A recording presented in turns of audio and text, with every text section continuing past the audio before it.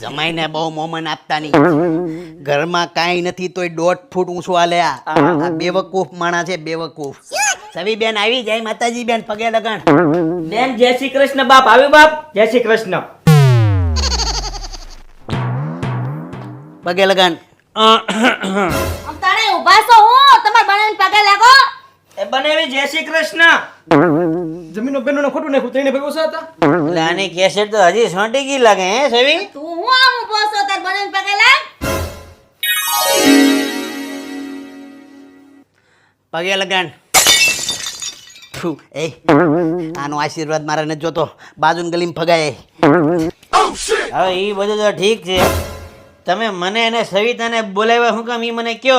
કેમ કે તમને બધાને ખબર હોવી જોઈએ કે અમારો એક દી પડે એટલે અમારા 200 રૂપિયા છે ને ગાયબ થઈ જાય.